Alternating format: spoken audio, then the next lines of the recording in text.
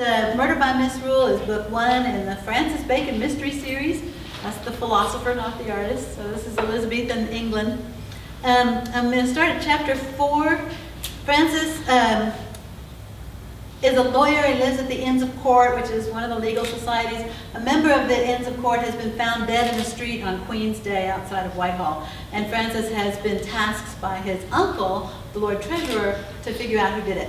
They suspect Catholic conspiracies. So they always suspect Catholic conspiracies at this particular time in history. Okay. Francis spent the remainder of the day in bed, covered with extra blankets. His servant administered an hourly dose of a tonic efficacious against chill. He constructed a list of tasks that might be undertaken in pursuit of Smythson's killer, but otherwise did next to nothing.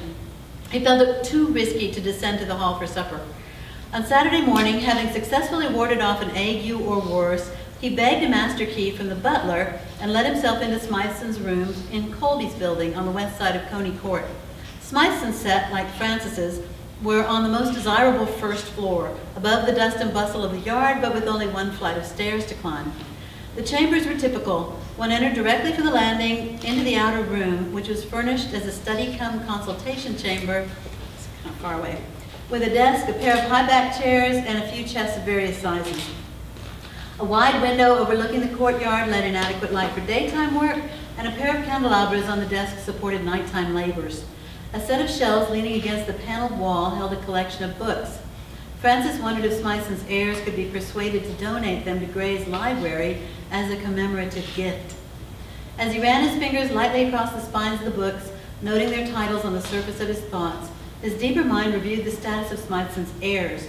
The butler had told him there were 2, a son and a daughter, both grown, married, and living in Hertfordshire.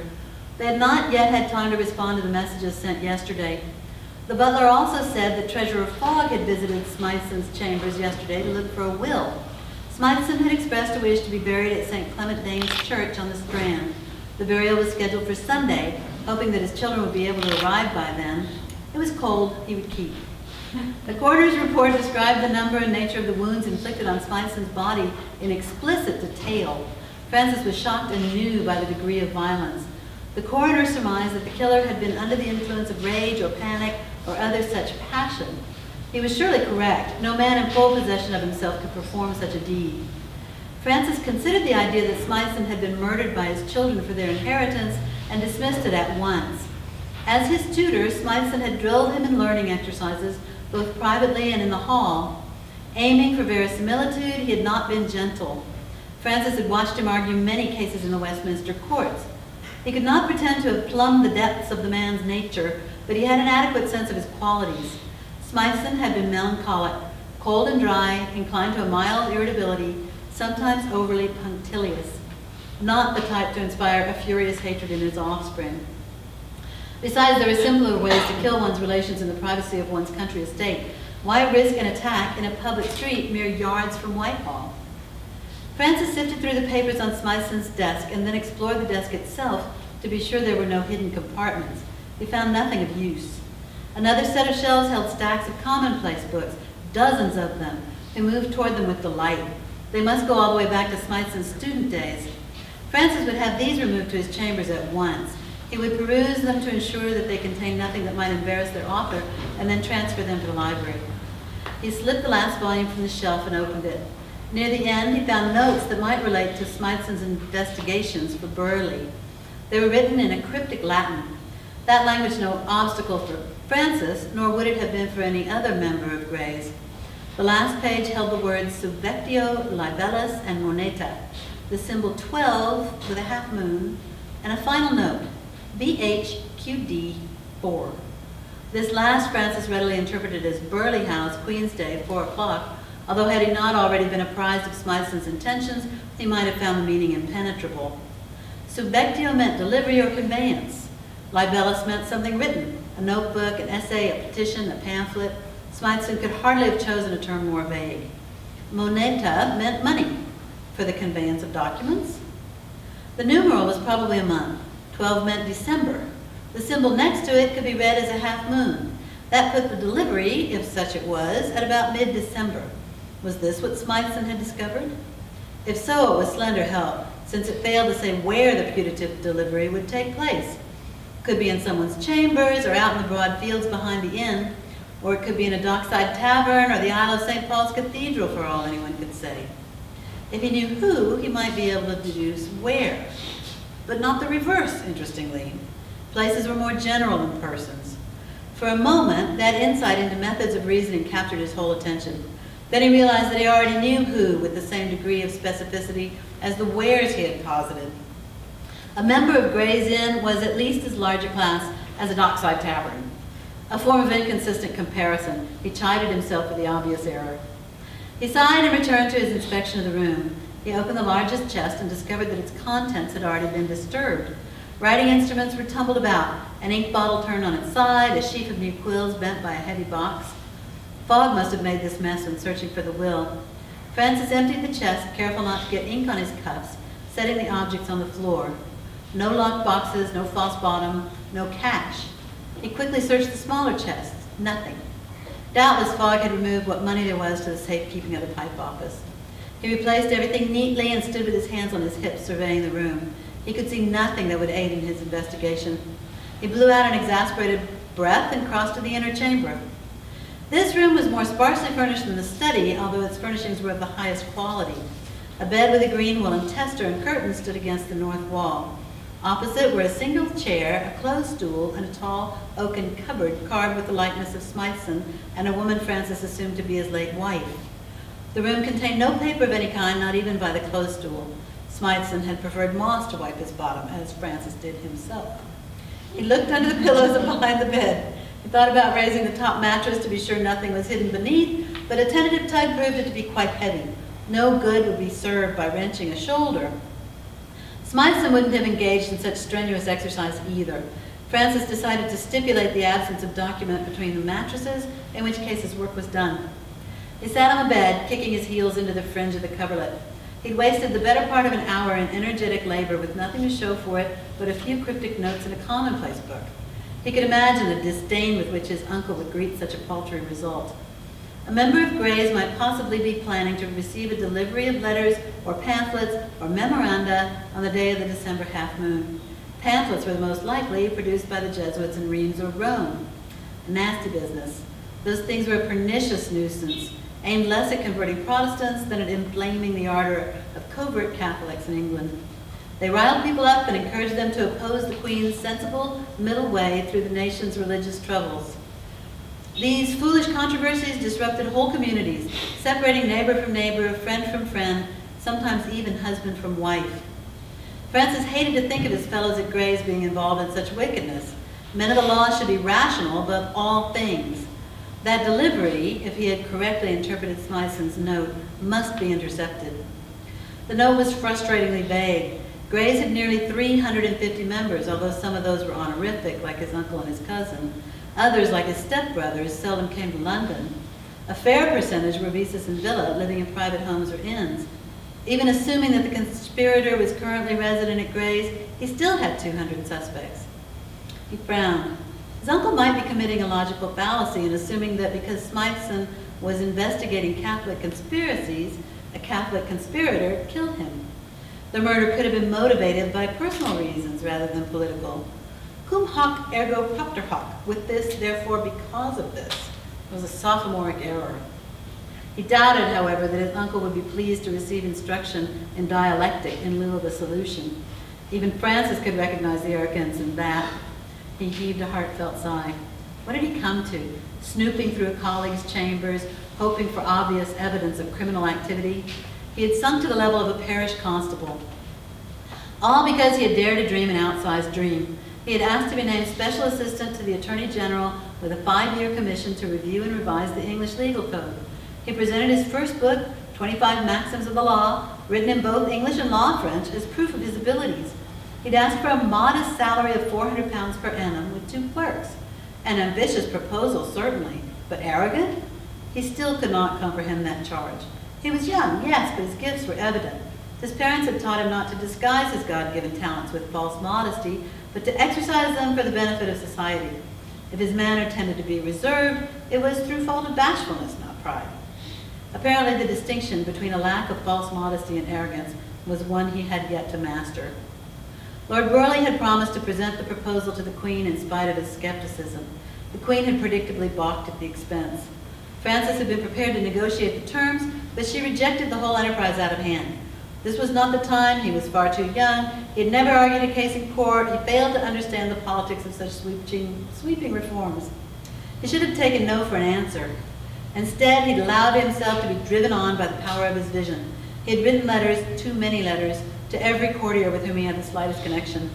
Some, like Sir Francis Walsingham, had answered him kindly, honoring the memory of his fathers.